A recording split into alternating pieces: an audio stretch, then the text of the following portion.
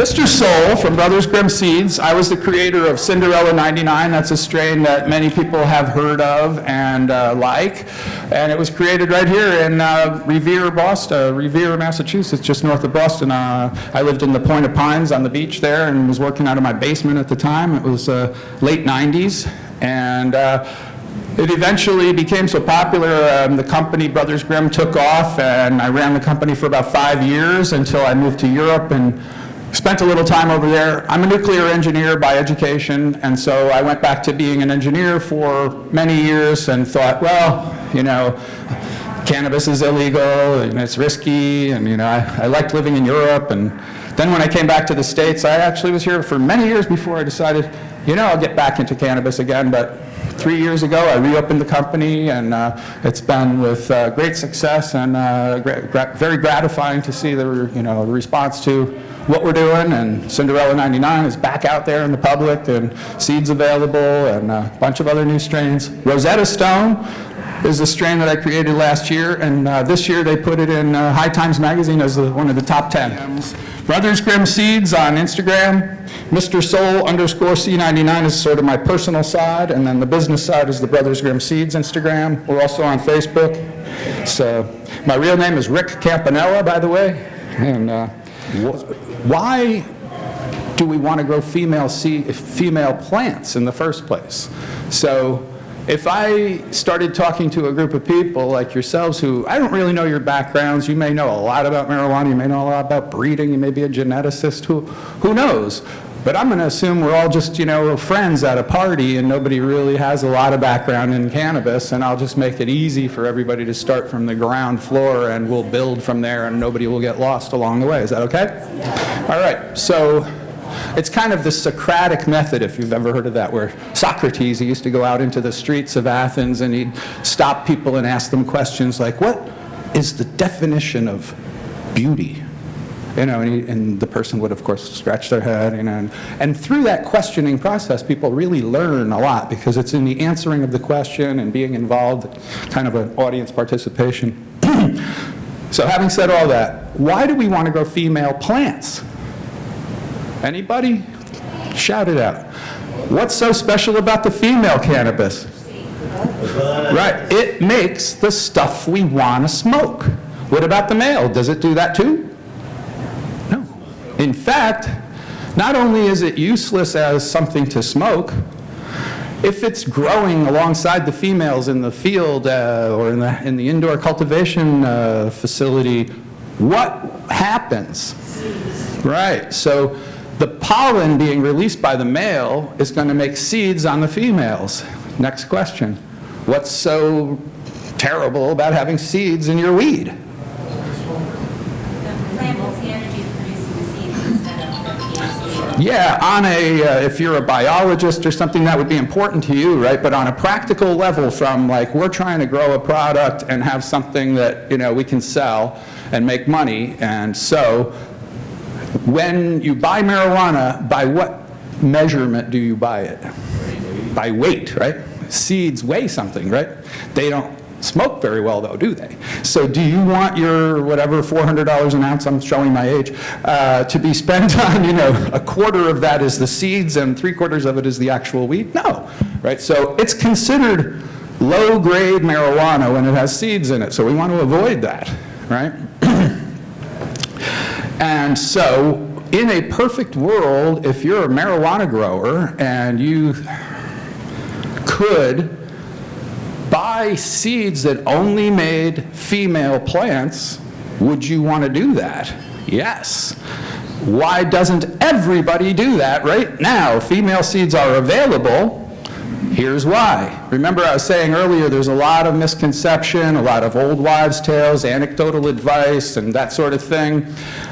Well, back when it was first sort of discovered that you could even make female seeds, I'm going to call them female seeds because I don't like that word feminized, right?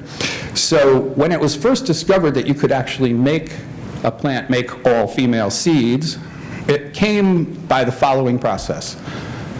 A hermaphrodite, a plant that normally would have been a female, but under stress, reacts to the stress by making male flowers, sort of like a last-ditch attempt to make seeds and keep the species growing, going into the next generation. So plants that do that are considered also very undesirable, just as much as a male, if not more, right? Hermaphrodite, think about that. A male, you can actually recognize that it's a male, right? You can look into the field, you can walk through, say, that one's getting male flowers on it. Well before any pollen is released, you can find them and pick them out of the field. But, okay, so why don't I just buy regular seeds and I'll pull all the males out? Well, half of the spots in the ground will be male and half will be female. Do you really want to grow and then have to cut your population by 50% and take all the males out? And do you really want to risk that you might miss one and then you get pollen in the room? And there's those issues, right? So we're trying to avoid getting pollen in the room full of female plants so that they can grow what's called sinsemilla, which is just a Spanish word for no seeds, without seeds. And so the pollen will mess us up. So one of the weird things that people found way back in like the 70s, 80s, 90s, they were fooling around with okay, they got some seeds that came from this accidental pollination that was from what turned out to be a hermaphrodite plant. They grew them, and lo and behold, most of them, if not all of them, were female plants, or at least during their juvenile stage, they grew as female plants, and then certain of them became hermaphrodites as well, because they inherited that from their mother or the other mother, right? Because when you're crossing two females, that's how you get a female seed. But we'll get to that in a minute. So what makes male versus female in any organism on a chromosomal level? The young lady, I know she knows this. Right, so X's and Y's is what makes you either a male or a female, right? Your father contributes one, your mother contributes the other. Your mother only has X's, so she always gives an X. Your father either rolls that dice and he gets either a Y or an X, and you're either going to be a boy if it's a Y or a girl if it was an X, right? We're all on the same page about that. We all had that 10th grade biology class with Mr. Norman with the bald head and sweated a lot while he was explaining things, right? So what's a hermaphrodite then, right? You know, because if male's an X and Y and a female's an X and X, what's with these weirdos? You know, what's in their system? You know, what makes them be both at the same time? It's not a trivial question. It's a really important thing about understanding female seeds, is knowing that hermaphrodites aren't some other combination of X's and Y's. They're females too. They have XX at a chromosomal level. They have XX chromosomes, okay? But what happens is, you've probably seen people who, today it's a lot more common, people are more out about it. You know, I'm a man trapped in a woman's body or vice versa, right? And you're struggling with that gender role issue. How do they make themselves feel more like the other sex? Anybody? What do they take? What kind of medication? Hormones, right? So, it's not at a chromosomal level that the hermaphroditization is happening. It's on a hormonal level. And where are these hormones coming from, and why do some of the plants become a hermaphrodite and some don't? Well, like people or any organism, some of us are sensitive and some are more thick-skinned, right? So think of these females who hermaphrodite as being sensitive bitches or whatever, and so when they are subjected to any kind of stress or sufficient stress, their hormonal system reacts by blocking ethylene, which is like estrogen in women. And so by blocking this female hormone, what happens to the flowers? They start to go male, because that's the only thing they can do, in form only. I mean, instead of being a female flower, which most people here probably understand, but I'm going to make some hand symbols. So if you close your fingers and thumb together like that, it kind of looks like a teardrop shape, right? And then if you could imagine from there, stick that in there. you've now got a peace sign coming up out of it, right? Those are the pistils of the female plant, right? So when you're looking at one flower, you're seeing something that looks like a teardrop with a peace sign coming up out of it. That's your female flower, okay? A male flower looks very different. And I like to use my other hand, and it's like a fist. And you can almost look at these things when they're first forming, and you can almost see like a curled fingers and a thumb coming. It's like a fist. And then not only like a fist, like, do you ever see when they used to do the power sign back in the old days? It comes up on a little stalk, which the female flower would never do. It doesn't have a stalk. So you can recognize them and see the difference on the plant very clearly. And when you see a hermaphrodite, you're seeing a plant that has a lot of those female flowers, but then occasionally a male one will start growing, and that's happening because that plant has been stressed, or it's genetically programmed to, at a certain age, if it isn't already pollinated, start making its own pollen. You know, it's a survival mechanism. So these happen fairly frequently in the marijuana world. I mean, when you grow seeds out, and if you then look to the rest of the world, the rest of the population of people growing marijuana, and read their stories, read their message boards and communications on social media and so on, you'll find many times people, son of a bitch, I got a hermaphrodite, right? It happens very often, far too often, right? So those are the kinds of plants we want to eliminate and get them out of the garden and make sure we don't deal with those. So how do we do that? Well, luckily, when we're growing indoors, we can keep a plant growing pretty much forever. We're all agreed on that by cloning it. In other words, you find a fine female cannabis plant that you want to reproduce over and over, identically copy it. People clone that plant. You can leave the mother plant in a room where the light's on 18 hours a day or more, and it thinks it's summertime, and when a cannabis plant is sensing long days and it's summertime, it's not time to flower yet, right? We all follow that concept of the reduced light cycle is what triggers the plant into flowering. Okay, so the female plant is what we want. We want to avoid hermaphrodites in males. And so what's this thing with the female seeds now? How do we do that right? Well, if you can keep that female plant growing for many cycles and observe it for long enough, it will have either by nature or by your own doing have been stressed enough that at some point, if it's going to be a hermaphrodite, it'll do that. And you'll see it, and you'll be able to say, nope, you're out of the harem. We're not going to use you for the breeding program.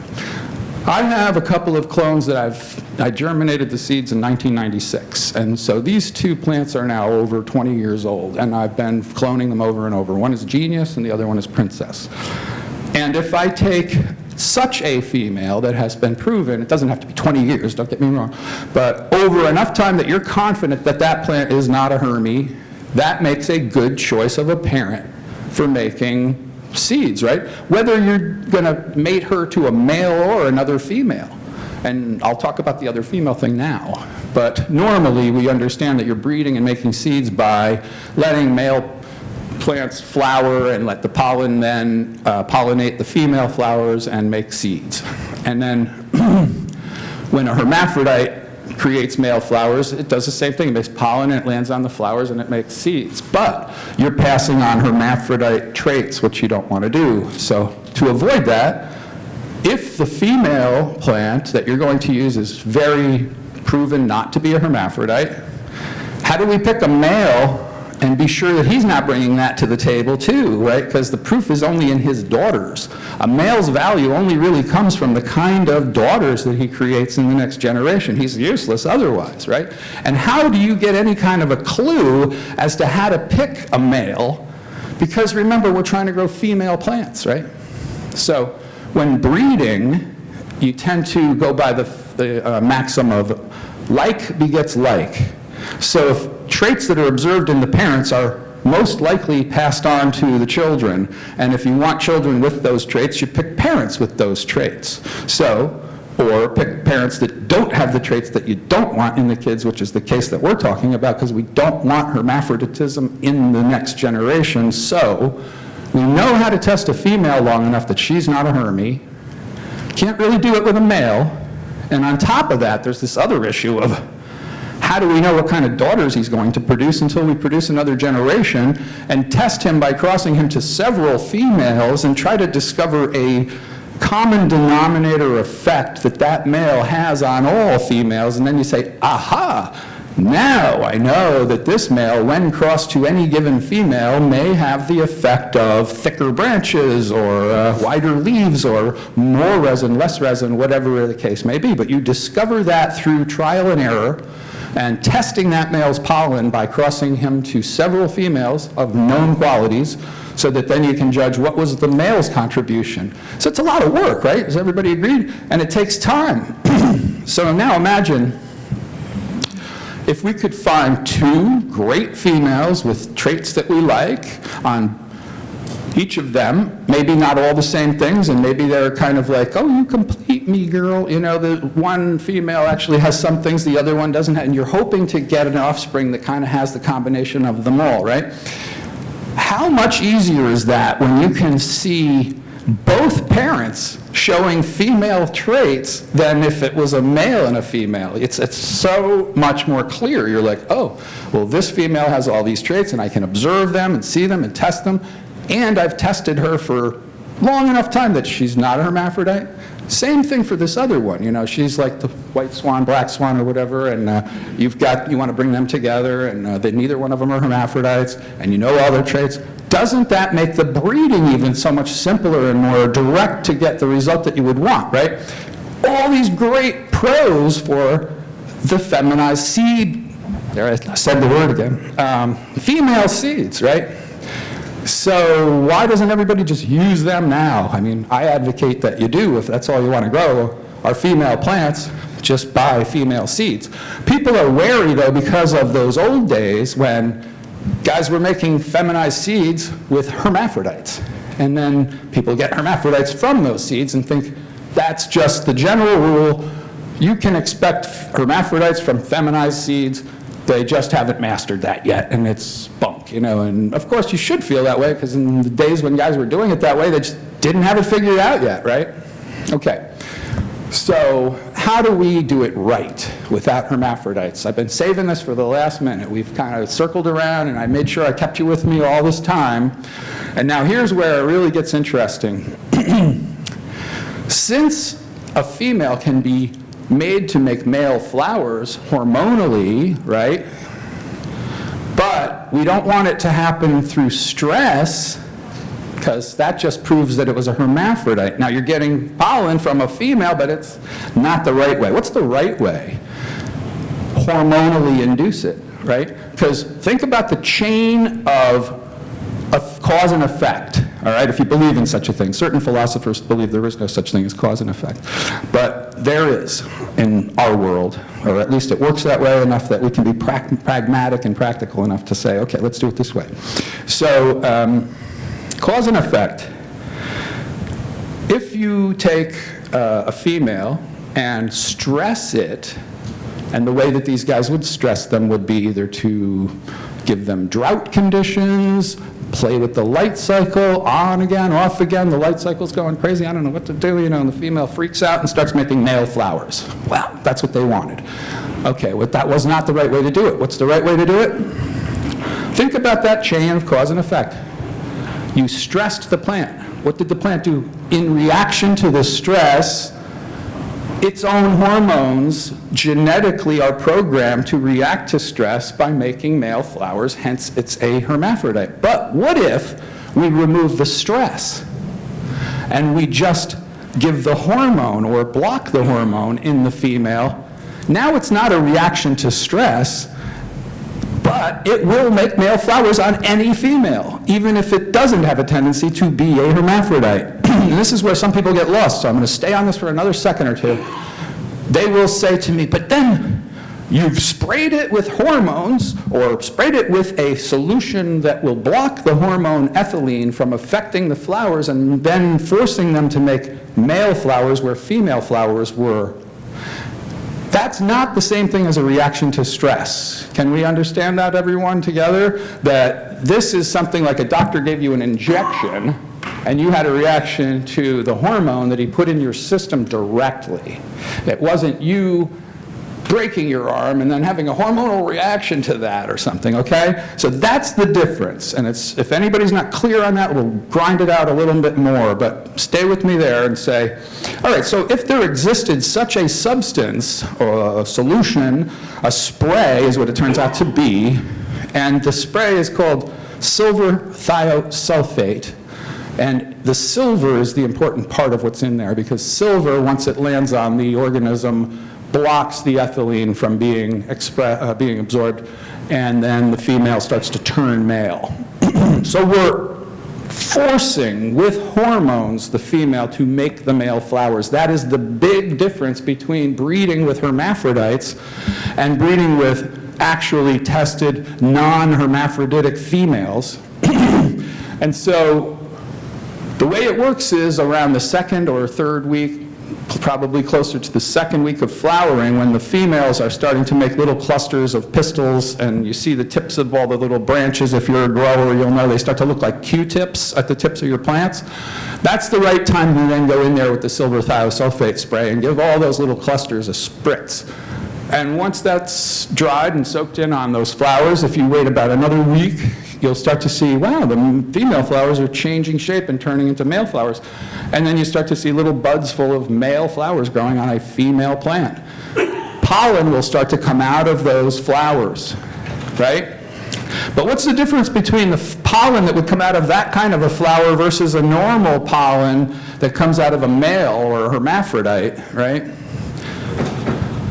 The X and Y chromosomes we were talking about earlier, when a male releases his pollen, think of each one of those little grains of pollen as being either an X or a Y floating around the room, right?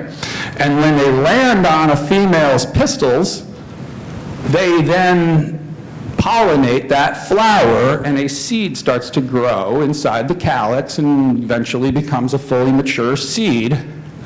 And in earlier conversation, we mentioned how if it were an X chromosome that landed on the flower, and if female flowers obviously only have X chromosomes in them, if a Y chromosomed pollen landed on that flower, you're going to get a male seed, right?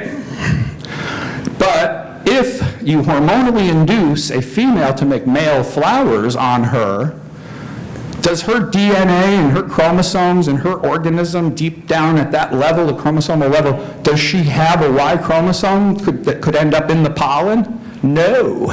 So the only thing a female can make is pollen with X chromosomes, right?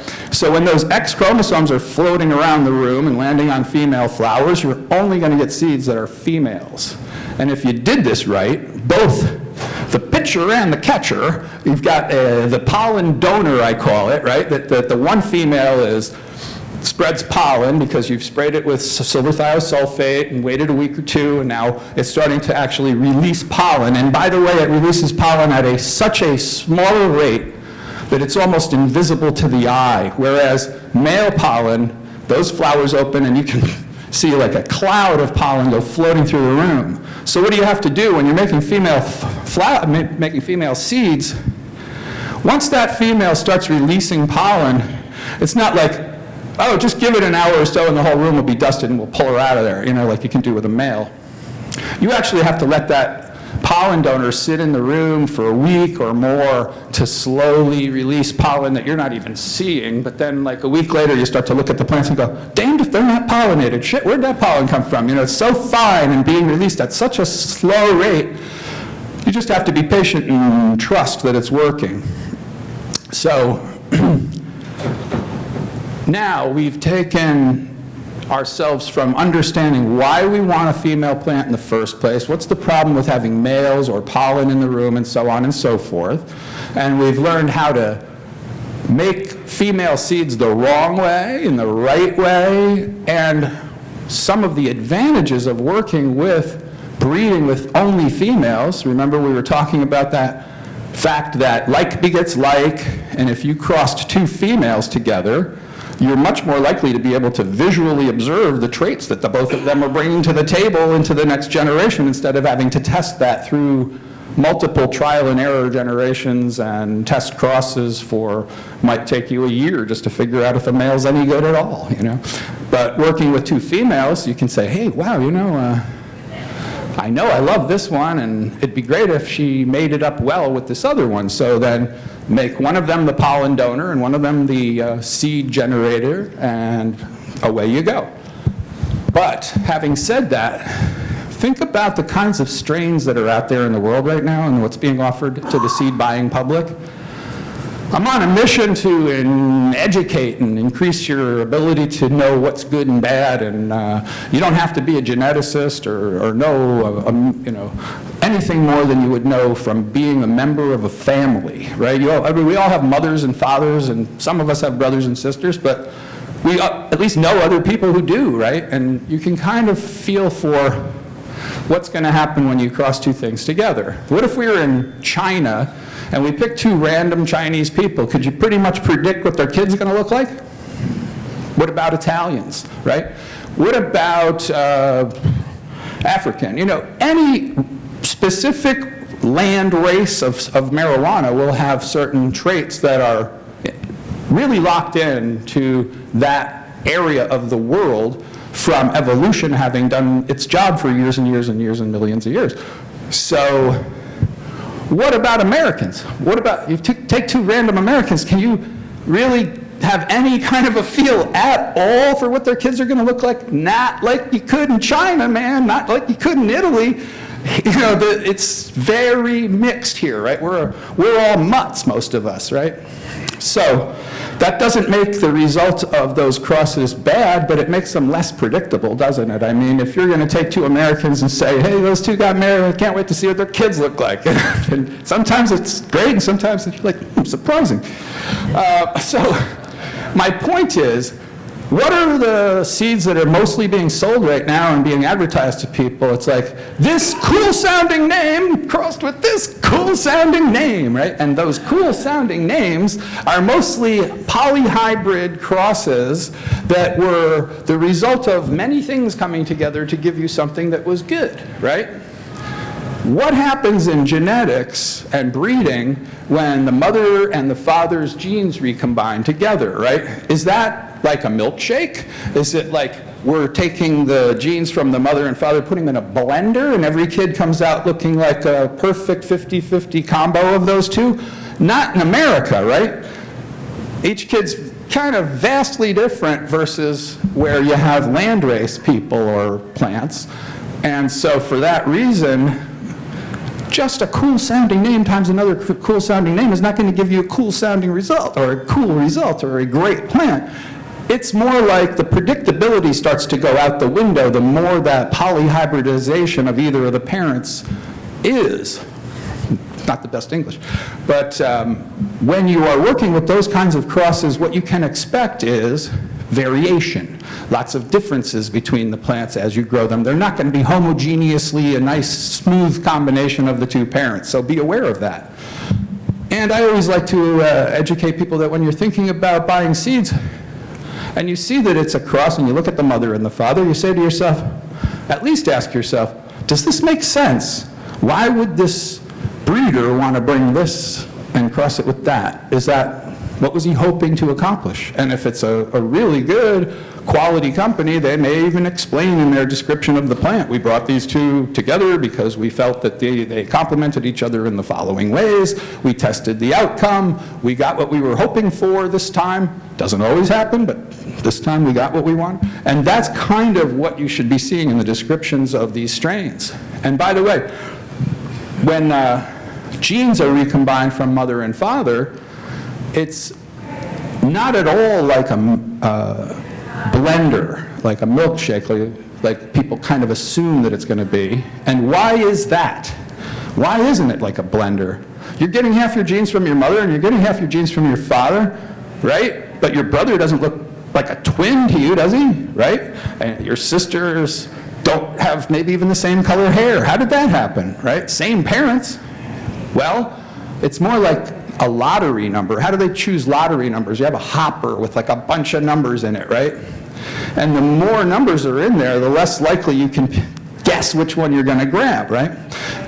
Think of this thought experiment. If you had a black box that you could reach into and pull out balls that had numbers on them, and there was either 10,000 balls in that box or 10 balls in that box, but you can't know whether it was 10,000 or 10.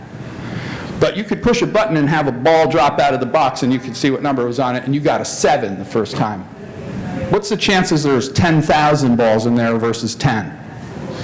Much more likely there's only 10 balls in there because, man, you were not going to get that 7 out of 10,000, right? Not likely. So there's all these different ball combinations coming together when breeding is done, and that's why I think of it more like getting a lottery number, because when you get a lottery ticket, can you have as many numbers on it as you want? No, you can pick 6 numbers, right, or whatever that is. Is it 6 on a lottery ticket? I'm not a gambler. So let's say it is 6, right? So imagine both parents having like hoppers to choose from, and instead of numbers, well, we could use numbers, but colors work better, I think. Imagine a hopper full of colored balls that represents the father, and then one that represents the mother, or in this case, the 2 mothers.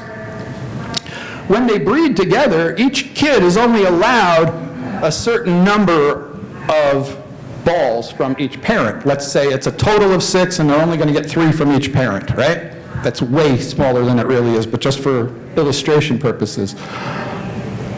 If both parents have hoppers full of multiple colors of balls, it's highly unlikely you're going to get the same string of 6 balls of the same pattern each time, right? Each time it's going to be like rolling the dice and a different number is going to come out. Compare that to, well, what about those Chinese people and those Africans and, you know, the landrace strains, and why do the kids all come out looking identical to one another? Well, that's because all the balls in the hopper are the same color, right? So it's like you take that parent and it has all black balls and you're crossing it to another parent that has all black balls, you're going to get kids that have, no matter how you mix those numbers around, they're all going to be black, right? What if you have a white and a black? Again, predictable results. 3 white balls, 3 black balls. You can't really do anything that's going to be different. So this is where you do see a blender effect or a milkshake being created, is when you have really pure landrace strains and you cross them. They can only contribute a very limited number of ball colors, and so therefore you get much more predictable result. If you're going to grow a crop of 100 plants, 1,000 plants, some big cultivation, you're going to want to grow all female plants, like we talked about earlier, and if you could get reliable female seeds, what's still important to you, that above and beyond that they're all going to be female and you won't get any pollen in the room, what about the quality of the plants, right? You want to know that you're starting from good genetic stock that's been bred properly, and that the results are going to be high quality weed. And do you really want to grow a whole room and then just pick one female and then start cloning her over and over so that they're all uniform? Or would you like to be able to buy seeds where, shit, it doesn't matter, I get a pack and I'll throw 100 down in my greenhouse and all the sisters look like twins? I mean, that would be ideal, right? So when you buy those seeds that have those polyhybrid parents, that last thing is going to go out the window. You're not going to be able to rely on them all being the same. You're going to have to pheno hunt, which some of the kids, they think that's a badge of honor that they wear, like, oh, I did this massive pheno hunt, man. Well, why didn't you just go out and buy the seeds that would have gotten you the result of a plant that you were pheno hunting for? Because I'm sure those seeds exist in a reliable pack of seeds that you could have just gone and bought them off the shelf and gotten to the result right away, right? They're young, they have years to spend in this business, so fine, you know, spend time doing that and pheno hunt away. But me, I'm a pragmatic guy. I'd rather be able to walk up and say, you know, that's the kind of plant I want to grow. Let me just buy 1,000 of those seeds and start a whole field of it, right? If you're a commercial grower, that's the mentality you're going to want to take. Okay, so here's how it works. like any time a plant is in flowering, a cannabis plant in flowering is in senescence. That's the technical term for dying or getting old. That's where he's senile comes from, right? So that word means that in the flowering period, the plant is going toward death. So if you spray a female and turn it to making male flowers, it will release its pollen and pretty much basically exhaust itself and die shortly thereafter.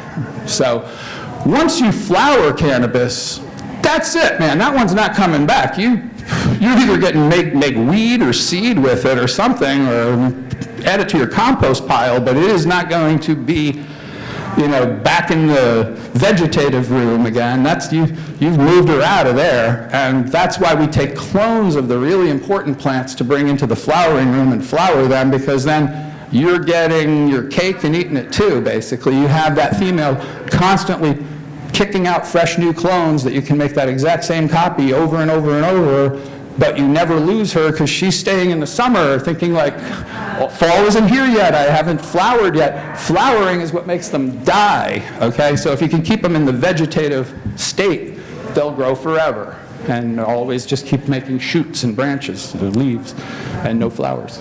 So my real name is Rick Campanella, by the way, and it was great being here with y'all and speaking with you. Take care.